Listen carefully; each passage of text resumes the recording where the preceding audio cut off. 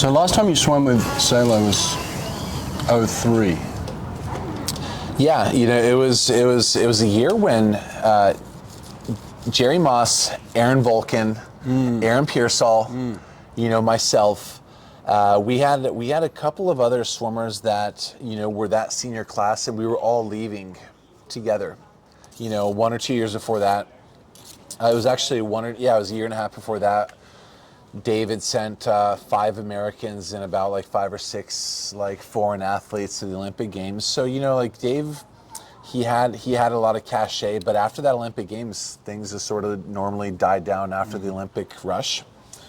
And pros have a way of going out to wherever they need to go to get ready. Right. So for us, when that all ended, it was myself and Aaron Pearsall, and again Jerry Moss and Aaron Volkin, both of which they went to Auburn, as you know. Yeah. And we had this exciting team, and when we graduated, the energy sort of at Nova's was a little bit less. I mean, Nova's has always produced swimmers. There was Jessica Hardy, there was Emily Silver, and people have always come out, but the excitement was sort of gone after that 02 when solely Dave started coaching at Soka University at I think it was Orange Coast College, to sort of get control of the pools, but he was doing that also for his resume to one day get a bigger job. And spending time with him, he said that he had interviewed for Stanford, and they ended up giving it to Lee back then. And later on when USC opened up, it was just that was his alma mater. He had to go coach them. So right. We had a lot of exciting people, and in sort of Dave Salo in my mind, he got too big for Irvine Novas. He needed to go somewhere where he can bring pro athletes in and have the best of the best, but also prove his worth on that collegiate level. Yeah. Is it ego? Probably, but once you sort of sent people to the top, you want more of it. Mm-hmm. Yeah. You know what that's like. You want more of it, but it's a lot of stress. Yeah. Yeah. Yeah. Well, the more you want, the more you end up getting, and the more it ends up being stressful. Mike Bottom, since 04, he would always say, this is my last Olympics. This is my last Olympics. I'm not going to do this anymore. And I would just be shut up, Mike. I got this beautiful relationship with him, but it's you need to go. Yeah. I remember when you stepped away from, college coach, and I was like, Brett, you got this gift. You got to share it with the world. And I sort of, I'm sorry to bring this up, but I've always thought that, you had this tough situation at Auburn. It's here's a school that location-wise nobody wants to live at, but back then it was sort of one of the swimming meccas in the United States. Yeah. And following Marsh and Durden, Quick came, and then you were there. It's there were these names that people would come to Alabama for. Mm-hmm. It's just you had the experience as an athlete. You had been an assistant to them for many, many years. You knew what to do. Yeah. But it's the act of getting people to go to Auburn, which has always been the biggest challenge. Yeah. I mean, the insides of it. I'm sure there's a whole lot more to it, but I'm disgusted that people sort of would even mention in a sentence your name and destroying a dynasty. It's crazy talk to me. You've sent people to the moon. Yeah. Well, you hear that stuff, right? And you just don't pay attention to it, because the people that I care about are the David Marsh, the Dave Durdens. Richard Quick's not with us anymore. I love that man like a father. It's these are the people that I care about. These are the people that know me and knew me, and they're the only ones I truly care about their opinion, of what happened while I was at Auburn, and the work that we did. I got everything I wanted out of there and did everything I could to be as good as I could at the time, and then I passed it on to someone else, and let it go to someone else, and give them a chance to do whatever they needed to do. And that was 5 years ago, and I haven't looked back, and I haven't regretted 1 minute of being there, and I haven't regretted 1 minute of leaving there, you know? So Yeah. it's like, I don't really care about people's opinion of legacy and dynasty. I try and wake up every day and be better than I was the day before at whatever I'm doing. And right now I'm doing this, and I'm breaking ground with this, and people like you are embracing it, and that makes me feel fulfilled, you know? You're doing what you want. Yeah. You're doing what you want, and I think that's a gift. I mean, again, like just with the Megan thing and at Stanford, it's like, you know something's going on, but at the same time, it's just like I very well know, and so do you, like the ego of somebody who's a world beater. You know, like if you don't believe in yourself, Yeah. then the work that you're doing, it doesn't matter. Mm-hmm. So if you got to change coaches to believe in yourself again, mm-hmm. then that's just what you got to do. And sadly, you know, we're sort of seeing this play out with a man who head coached at University of Pacific. He worked at UCLA. Like he was with Dave Durden. Like, this guy knows what he's doing, and it's just, it makes me sad that there are people out there who don't understand, but their voices are still loud enough to say, like, hey, this guy doesn't know what he's talking about. Like, I've had teammates who blame the results on their coach. Yeah. My coach. Yeah. And I'll say his name, Mike Bottom. Yeah. You know, if you put in the work and you do all the right things and you believe in yourself, Yeah. you're going to do great. Yeah. Yeah. But there are people that literally made it about blaming someone else. Yeah. It's like, hey, I gave him the car keys. It's like, wait a minute. Yeah. What could you have done better? Yeah. And again, I think more and more with social media and different forces in life, we're not taking the opportunities to reflect first on ourselves. I mean, North Thornton, God bless his soul, like, God, you know, like he said, whenever you point your fingers, there's always three fingers pointing back at you. Mm-hmm. It's just like, well, what can I do first before I, you know, jump ship or blame somebody? Yeah. But at the same time, man, I know what my ego did for me. Right? Like, I needed to have an ego. I needed to believe I was the best if it was even going to be possible. Right. You know, you cannot go into a situation with hesitance just because you've already lost. Yeah. Yeah. I don't think people fully understand the enormity of the situation you walked into, of being from a country where you're basically representing the whole nation solely on your own, and you're up against a force of nature like the U.S. swimming force of nature, which is the world leading organization, and you're putting yourself up against its star athlete. You know, you're out here on your own representing this nation, small nation, and here is this mega juggernaut, and you're just up against Michael Phelps. You're up against USA Swimming, and that people don't fully understand that either, do they? My goodness, I mean, you're on the pool deck at the World Championships or Olympics, and all of a sudden, because these teams, you know, USA Swimming, you know, once upon a time, Great Britain, but even Australia, and you know, Brazil would always take like full teams, and you know, but they would walk on a deck with their sweats, right, and it's just this aura. It's like the Brazilians have arrived, the Americans have arrived, and just to know that the head of that team is Michael Phelps. Yeah, it's like, wow, you know, behind Michael Phelps is all of those people. That's his support staff. I got my friend massaging my legs. Yeah. You know? yeah. You know? I mean, this is... Yeah.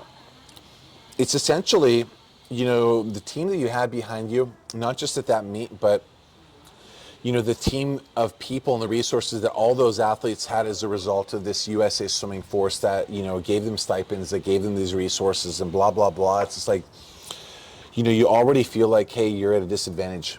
Yeah. When you talk about people making decisions on, you know, outcomes now, where it's like we see people blaming their coaches very quickly these days, and we have this transfer portal where it's like, hey, if you're not happy, go somewhere else. I mean, I'm sure you had moments at Cal where you struggled and you were questioning things, right? But Absolutely. you remain loyal to the program. I remain loyal to the man, Mike Bottom. Yeah.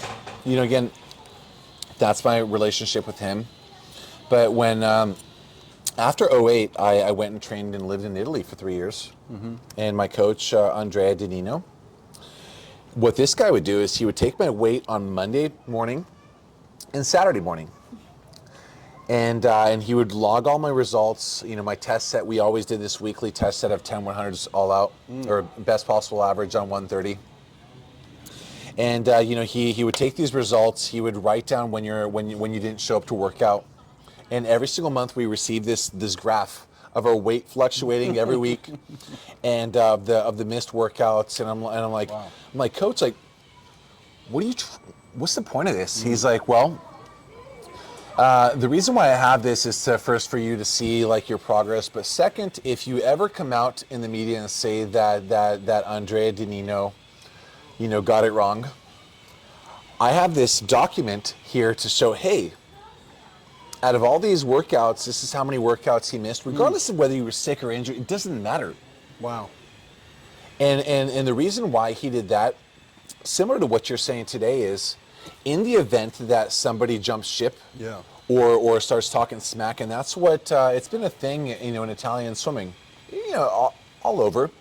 But you know, it's just like, hey, my coach got it wrong, and they're taking the responsibility off themselves so that they can protect themselves from losing sponsors or whatever. Wow. But it's a cultural thing.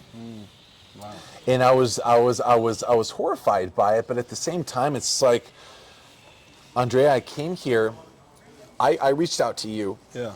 This is my choice. Yeah. I've had two guys in my career in training that straight up blamed, you know, Mike. But I also know behind the scenes that these guys just were not doing it. They didn't do it. Yeah. So, you know, with people jumping ship, it's like, hey, I respect.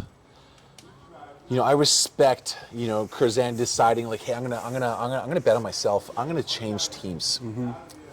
This is what I got to do to believe in myself. Because if you take that ego away from her, like she's a shell of herself. And right. and when this is just an assumption, but knowing myself and other champions, like this is what you have to believe and feel. You gotta do more than just believe in yourself. Yeah. We were talking earlier of the state of swimming. You know, it's an interesting place, and what I think swimmers should absolutely be doing is embracing this side of it, where, you know, Michael Andrew, again, we come back to that a lot, but this young man takes a lot of criticism, but he has taken control of his own narrative, and I think that's where a lot of athletes should be doing that right now. They should be taking control of their own narrative. And I know you did that a lot too, right? Look, I remember Michael Andrews going pro at the age of 14, and what a scandal that was, and people had their opinions, and you know, this USRPT idea, it was scandalous then too, but you know, so was sprint training back in the early 90s with Bill Rose, Mark Schubert, and all these people in Southern California that were old school. They would, you know, they would brag. It's like, my team swimmers did 20K this day, and you know, here's the Dave Salo that's like, hey, like, let's just sprint. And people were like, hey, this isn't going to work, until it did, and it changed things. And essentially, I think that, you know, with Michael Andrews coming out, turning pro at 14, and doing things drastically different, like, he was going to rub people the wrong way because he was going against everything that we thought we knew about the conventions of training. Yeah. So I remember, like, here's this 14-year-old kid that has no idea how tall or what he's going to be like 3 years down the road when he's getting recruited, which, by the way, he can't do anymore. Yeah. He's betting on himself, and we hate him for it. Yeah. And that's the American way. What's wrong with betting on yourself? Yeah. It's like, hey, like, college is not for everybody. College is not for everybody. And this is truer more than ever.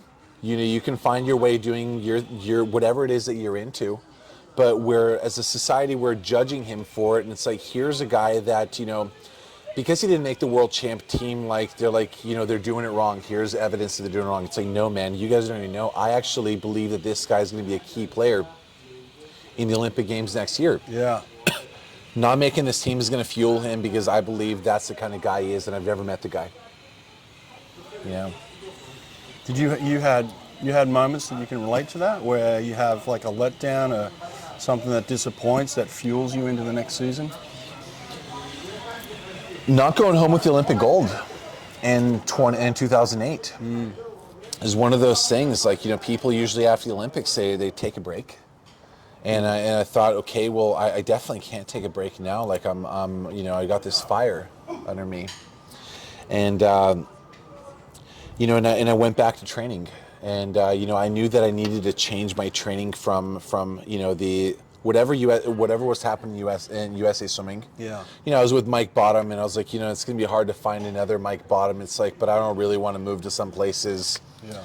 So I moved to Europe, and I'm like, I got to try things differently, and basically, you know, in Europe, they're at least back then, they were less scientific. There was less of, you know, there was less specificity, you know, like there is in the United States. And, you know, I just knew that I needed to try something different if I was going to keep going.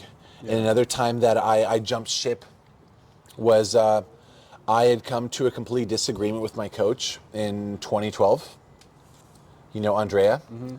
And, you know, we butted heads, and he's stubborn, I was stubborn, and I thought to myself, look, the Olympics are 6 months away. It's either I turn left, you know, in life and keep going, or I just end it. Like, I knew that I needed to change something if I was going to keep going, and I knew that I could not believe in myself and be my best going to the London Olympics under Andrea Di Nino. You know, this guy, you know, they'll say, you know, Italians are passionate. Well, Andrea is a passionate guy, you know, and he wore his emotions on his sleeves, and it rubbed me the wrong way at the time. And I knew that I needed to change something if I was going to keep going. So I reached out to Mike Bottom, and I said, hey, aerobically, I'm as fit as I've ever been after my back surgery.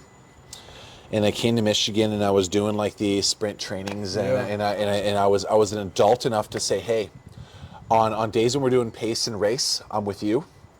But on other days, I'm going to go train with Connor Yeager and Josh White.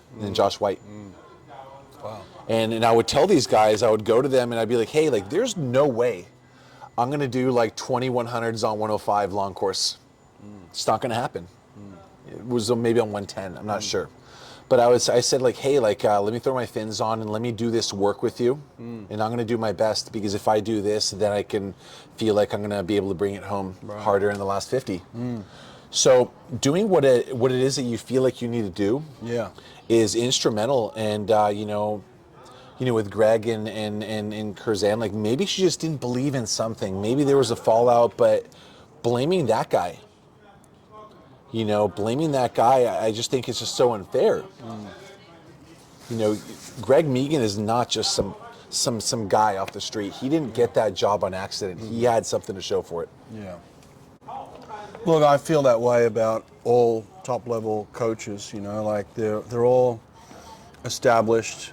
They all got that job for a reason, right? And the respect they have going in, most people embrace them with open arms. And look, at the end of the day, there's one winner. There's one team that's going to hold that trophy above their head. So when we talk of championships and dynasties and things like this, there's only ever one winner, and then there's multiple losers. So does that mean that everybody that competed for that championship failed? Or is there success built into some of that as well? You know, I look at, for me, I think one of the greatest coaches in American swimming right now is Matt Kredich. Matt Kredich has never held up an NCAA trophy in the first place, you know, winner's position, and yet this man is easily one of the best coaches in America. So it's like, how do you judge somebody on success and failure based on the fact that there's only one winner, you know? Yeah. If I was 24, 25 and looking for a team, I think I'd go to Matt Kredich. Yeah. I don't know, man. Yeah. Like that guy and that team, they're doing something. Yeah. And of course again, they are. you know, hey. Yeah, it's Tennessee. It's a tough place to recruit to. Not everybody wants to live in Tennessee. It's a very, it's got its own culture. It's got its own kind of standard of living that I would say that, you have to be accustomed to in the South. And not everybody wants that. Look at where we are right now in California. Like, try and tell a kid from Irvine, hey, go live in Tennessee. It's a completely different world. So you're not going to get every kid that's available, and that's the tough part. Oh, how heartbreaking is it to recruit a guy and, for 6 months, and then at the end of the day, it was a money thing. Oh yeah. It's heartbreaking, but any athlete that really values his career is going to want to go somewhere with a team that's got the right culture. Mm-hmm. And if you can get the education too, it's a win-win. Like, why would anybody decide to go to an Auburn or a Florida if you can get the education which a Berkeley or a Stanford offer, and also get the coaching which is Cal? Yeah. So it's not even, it's not fair. Well, the cost of education is rising too, and like with the ability to get scholarship, if you're not an in-state athlete and you can't get the in-state tuition, or if you can't get a substantial scholarship, you're going to be paying a lot of money to go to school, and it's getting more and more expensive. Like even some of the schools we've just talked about, we're talking about a minimum of $50,000 a year up front, right? Like, that's a lot of money. Who's got $50,000 just to hand over per year? Well, we can go on and on about that. Like, it's just, but $300,000 of education for your history degree or whatever it is. It's like, hey man, it's important to have that education, but it's not for everybody. And don't judge someone like a Michael Landry for betting on themselves. Yeah. Hey, I'll figure it out. We always do. We always do. Yeah, I think there's more and more of that coming, and I was just coming from the tech industry, and AI has really taken over the tech industry, and I think that's the leader in kind of where we are as a society in the future. Like, I think AI is going to ultimately permeate into every aspect of what we do in life, and for sure it'll have an effect on colleges, right? Like, the things that AI can do right now must be having a dramatic effect on college students. You can write a paper in a matter of seconds. I just can't imagine how they're dealing with that and how that's going to affect colleges moving forward. It must be challenging. Well, for athletes, is buying them more sleep time. Yeah. It's good to be an athlete right now. Yeah. What do you think about, you on your thread, you talked about, what's wrong with people switching countries? Yeah. What's your opinion on that? Look, I throw out things on threads these days to create conversation, and I know that certain threads are going to get more conversations than others. I mean, that's the world we live in these days. So I try and think of things that are going to be somewhat controversial, and we'll have two sides to them. You'll have one side that says this and another side that says that. Very few people will sit in the middle of something like that. And I throw those out on purpose because I want us to be talking about swimming, right? I really do. And whether that means, we get people that are in heated conversations or in very, courteous conversations, either way, we're still talking. So I think personally, look, an instance like Roland Schoeman many years ago, I know he was offered Qatar. a huge amount of money to go swim for Qatar, right? And I wouldn't have done it at the time. And now looking back, I think to myself, man, I would do that in a heartbeat now. In terms of someone offered me $1 million to go and compete, like, your time as an athlete, as a professional athlete, is very, very limited. And I think at the time, when you're young, you think you're going to live forever, and you think you're going to be an athlete forever, and it's just not the case. You get older quick, and your athletic career ends up being very short. So I'm not saying that loyalty isn't a huge factor in what I believe in, and national pride and nationalism is important, but also setting yourself up for life is important too. Especially when you got kids. Yeah. Hey, I'll challenge you with just this. Okay, one extra caveat which people don't know, and people know that happened, but one extra small piece which I thought was significant was they needed to change their names or give themselves an Islamic name. So it's not just like, I'll take your $1 million, I'll swim for you, but I gotta change my name. Yeah.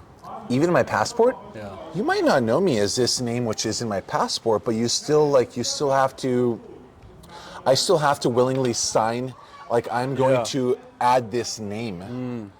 Completely change your identity. Change your identity. It's like, not only am I going to leave the people which I grew up around, which I represent, who I share some genetic or non-genetic history with, right? I mean, one of the reasons why I swam for Serbia is just because, like, that's my people.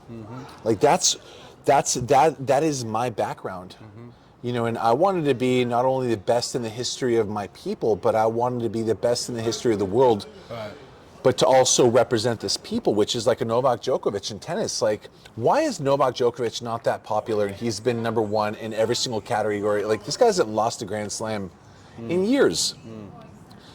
It's a small country and people don't like it and whatever. But, you know, going back to, you know, this changing of the nations. For example, like we read that Antani Ivanov from Bulgaria, he's thrashing the federation. There's blood in this relationship. So his options are, well, take a suspension, not swim, or change your nationality, you know, and swim for another country instead of the one which is your people, because you're a federation. Like, if there was that fight, maybe. Like, if your federation just would not take you, and again, in his case, it's missing some testing, which is another animal, as you know. Why haven't we seen people fall in doping tests very much lately? I haven't really seen news about it a whole lot. Hasn't been a lot of missed doping tests lately, has there? Yeah, no, but you don't see people getting suspended very often. Like, you know, Ivanov was sort of the most recent that came to light, but I have to say, like, I can't recall too many swimmers that have failed or been caught. Yeah, I don't think the doping has changed. I feel like people are still getting knocks on the door at 5 a.m. from what I understand. I'm obviously still very close with Bruno Fratis, so he's always telling me when they're coming, and it's always very inconvenient. You know, it's early mornings, You're going to be home. Yeah, You're gonna be home. yeah. Basically, it's like we'll catch you when you're asleep. So, yeah, I think the testing is still going on. I think a couple of things, hopefully, that have happened because of some tests that have gone sideways on a few people is that, you know, we're taking the you know, where are you kind of forms, the tracking forms much more seriously, right? Like, people understand that, look, if you miss 3 tests, you're going to be suspended for 2 years. So that they're taking that much more seriously. I think we're starting to question where our supplements are being made and who's making them. I think there's companies that are doing a much better job with aiding and helping on that side of things. And then there's a lot more awareness in terms of what you should take and what you should avoid. So I think the education on that side has been really good. And then I think the stringent testing itself has, you know, really put the fear of God in a lot of athletes to be like, I've got to be doing the right things. So you think that testing has gotten advanced enough to, you know, to where people are probably fine-tuning their methods, and, you know, I mean, back when I was racing, it was always like, hey, I'm going to work this hard, I can be this talented, but somebody's got a better doctor. And that was sort of the story with Michele Ferrari and Lance Armstrong. It's just like, hey, who's your doctor? What do you know? You know, there's always going to be cheaters. And, you know, when you sort of assess dopers, for me, I just sort of looked at the progress of their time. It's like, was there like an upward curve when they just sort of jumped in 1 year? You know, gaining 15 pounds of muscle out of nowhere and improving like a second, like 1.3 seconds. It's going to open a couple of eyes. I think that's always been there, and I think that will continue to be something that we look at. I think one of the things that's being severely overlooked is the acceptance of performance-enhancing drugs, right? And what I mean by that is the legal performance-enhancing drugs, right? So, what's the most important thing that you need to get at the end of a hard session of swimming at the World Championships, knowing that you've got to wake up the next morning to perform to make the finals? What's the most important thing you've got to have? Are we talking like supplement-wise, or just like bringing something in? Yep. Just what's the most important thing you think between that night swimming and then the next morning? What have you got to do? For me, it was I had to have protein. Right. Right. I had to make sure that I had my carbohydrates. What's the most important thing though? Well, the number one thing that everybody needs. It was going to be rest. Sleep. Okay. Sleep. The number one thing that everybody needs is what's being overlooked here. And then what's the second thing that we look at in terms of what's everybody doing these days to get themselves up? They wake up in the morning, what's the first thing they have? Tell me. Most people have a coffee, right? Okay. So you got to get to bed that night. So what do? You go to your doctor and say, Doc, I need to sleep tonight. Give me a sleeping tablet. Yeah. Right? That's totally legal. You have a sleeping tablet, you wake up the next morning, you have 3 cups of coffee to get yourself up. That's totally legal. Right? Totally legal to have 3 cups of coffee. Yeah. It's a heavy stimulant. You know, you have 300, 400 milligrams of caffeine, boom, your heart rate's up. So you've knocked yourself out, you've woken yourself up, and now you got to do that 7, 8 days in a row at a World Championships. Brother, that roller coaster. How's your body adapted to this? Is what I'm talking about, more so than the things that we know are performance enhancing. That's absolutely performance enhancing to know that you're going to get a good night's sleep and that someone's going to wake you up in the morning, give you a kick up the butt, right? And jumpstart your heart. But you do that for 7 days, 8 days in a row. That's a major effect on not only physically your body, but I bet you it has a huge effect on your mental state too, so that when you come off that, you crash, right? And we all hear about this after effect of the World Championships where you go through this depression, right? Part of that depression is you've just spent 8 days going up and down like a yo-yo. You know what got me up? Hang on, wait 1 sec. Yeah, we'll probably stop the crying. It's okay. No, you're good, you're good. Okay. Saw her friend. Ah, yeah, I understand.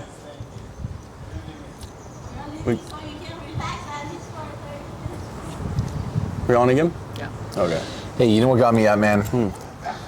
A cold shower, literally waking up. Yeah. You put the hot water on, you're like, all right, just waking up. I get in, 10 seconds of warmth, and just like, boom, your eyes are popping out, and you're awake. Like, I would do that 3 hours before my race, is because I was told your body needs 3 hours to biologically just get up and go. I know that, but we've all heard of the athletes that are doing what I just said, right? Yeah. And no one's talking about it. Yeah. And we kind of sweep it under the rug, and we talk about mental health, and I think some really high-profile athletes have come out and talked about mental health lately. We haven't really dug deep into some of those performance enhancing, I would say, whatever it is. You know, you get your rest, you wake up and you do that 7 days straight, and then the after effect of something like that, right? What is the after effect of that? Have we really studied that? First of all, are we admitting that that's happening, right? And then are we looking at it and saying, hey, we've got a serious issue here with athletes abusing what is legally put in front of them. They're allowed to do these things, but the abuse of that, you know what any athlete's like. Any athlete's going to say, hey, I'll start with half a tablet, then I'll go to 1 tablet, then now I need 2, now I need 3, right? Any athlete's going to be like, boom, boom, boom, boom, give me more. So you go down that rabbit hole and tell me when you were back, and I know my experience, but at the end of the competition, the end of the Olympics, World Championships, what do all the athletes go do? I mean, the first thing they do is go and get drunk. Yes.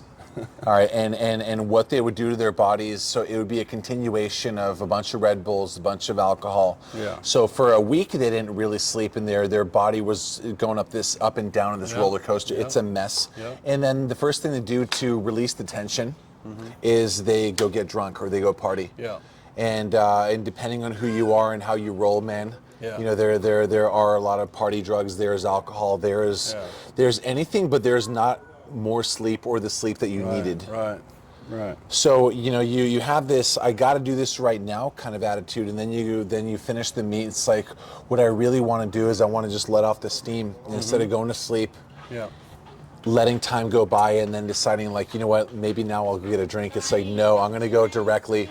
Yeah. I'm going to go directly from the pool, you know, the hotel, which I just finished competition. I'm going to go straight to the club. Yeah.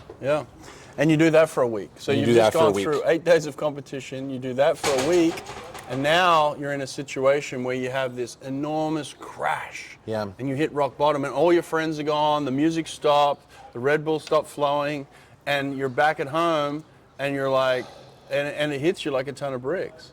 These are the things that I don't think people talk about. No. Right? No. Honestly. And this is where some of the rhetoric that has come out of some of these conversations of like, well, I was dealing with this, but like, why aren't we giving the full picture? You know, why aren't we telling the whole story, right? And the whole story has got to do with some of these things that we're talking about, you know? Hey, so I turned 39 not too long ago, but it wasn't until I was 28 that I discovered coffee. Yeah. And I was celebrating my 28th birthday, and I was mixing Red Bull with something else, you know, you know, and what happened after that was I got back into training. My heart was pounding for 2 weeks.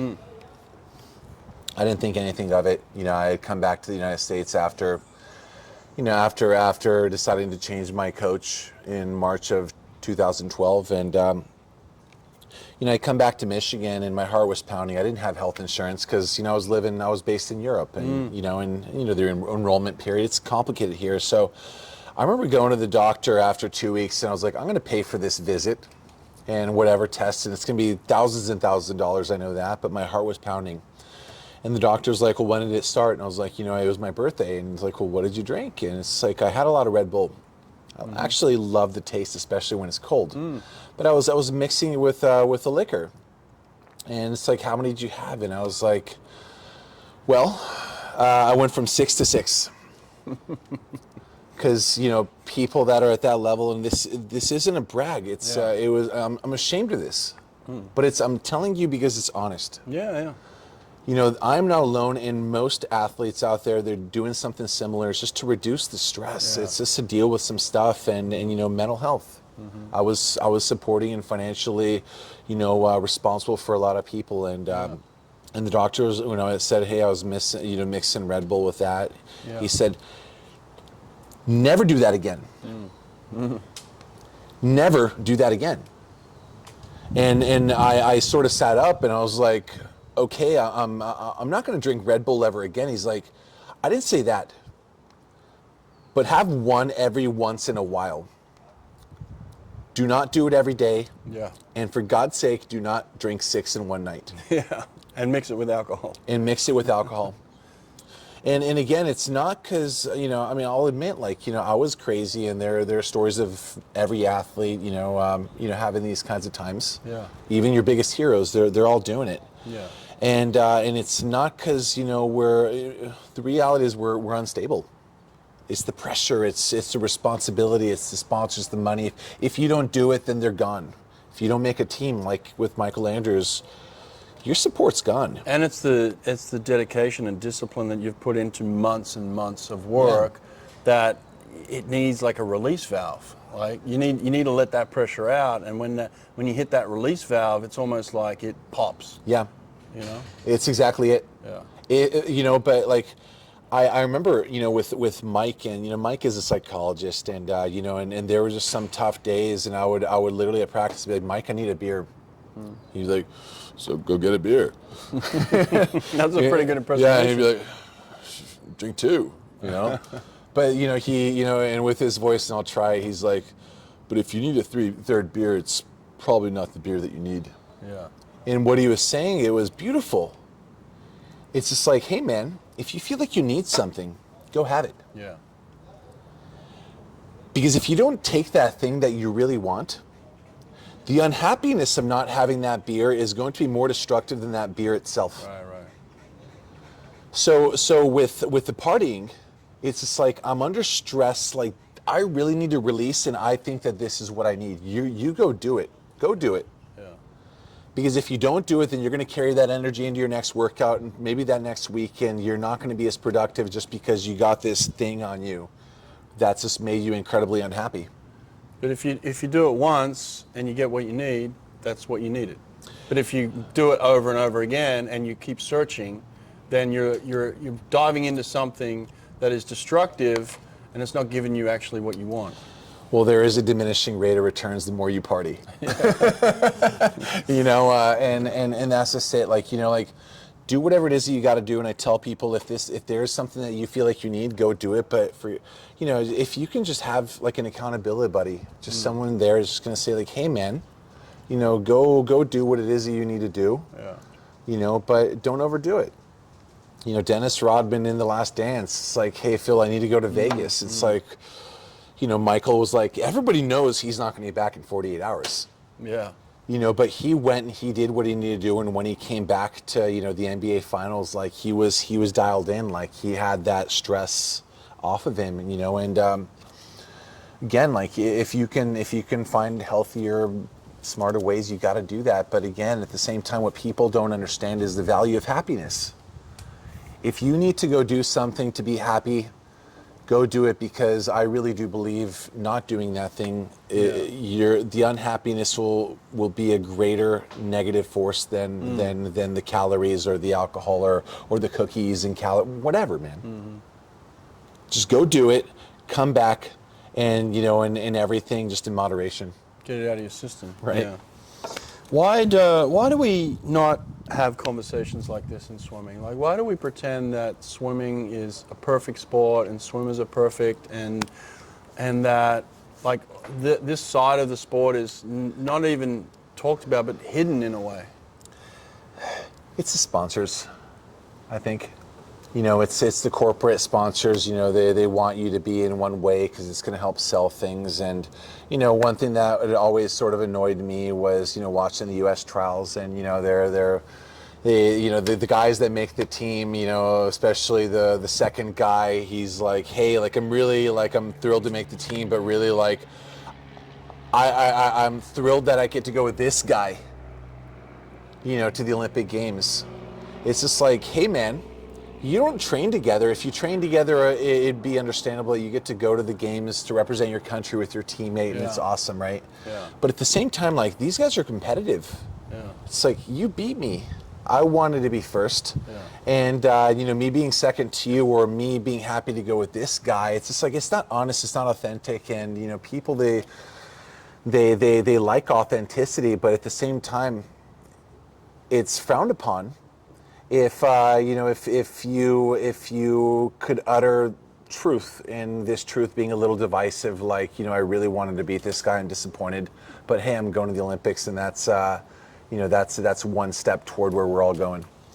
Yeah, and swimming has always been that way. It's almost like this. It's got this country club feel to it, right? Ooh. Like it's almost like it's too proper. It's too, you know, you've got to act a certain way. You got to say a certain thing. You got to stick to a script, and it just feels very fake to me, because you and I, again, you see a guy like that who finishes second, and they go behind the scenes and they're upset, you know, like, yeah. But they don't show that. There's no real emotion being shown on camera. You are upset if you get silver, right? I mean, when I won my silver, like that was my first international level at such a, you know, it was huge. You have to be happy. It's never happened to me before. But at the same time, like, you know, a champion is somebody that, you know, unless you just got smoked, you know, you're never going to fully embrace that second place. And it's for good reason, just because, you know, you believe yourself to be this tiger, this person that's capable of everything. And you know, you if you didn't have that aspect or that belief in yourself, you couldn't wholeheartedly go back to training and really do your best. If you thought that your training and your work and actions would be futile. Yeah. You have to go in believing in yourself if it's going to be a thing, and if you lose, you're not going to be happy to get second to this guy, you know, which for me in my case, it was to the greatest of all time. It's like I could not accept being second to anybody, let alone the greatest of all time. And it is a gift at the same time, just because it's mindset. Like, who am I? What am I capable of? Is he really better than me? You know, if you allow yourself to entertain those thoughts, then you've already lost. Yes, you wouldn't have even finished second if you had those thoughts. No, Andrew Lauterstain would have been, you know, would have been dancing, and you know, and again, they say the happiest guy on the medal stand is third place. You know, of course, the winner, but then the next one guy is third place because he's happy to not get fourth. And I'll attest, man, I was fourth in the 12 games. Yeah, it's just fourth sucks. Yeah, it's purgatory. It's like, you know, like you didn't win in you know, you definitely lost, but like, you know, like if you're eighth, yeah, nothing to show for if it you're at all. eighth, then it's like, you know, I wasn't even good enough anyway, right? Yeah. That's true. You know, the difference between first and eighth, it's huge enough to where it's like eighth place. You got a ways to go, buddy. Yeah, You know. yeah. Well, we're going to see a lot of people experiencing all of this over the next 12 months, man. I'm looking forward to it. Oh, it's gonna be the best. Appreciate this chat, brother. Yeah. Thanks, man. Yeah. Thank you. Hey, man. Thanks for lunch. Yeah.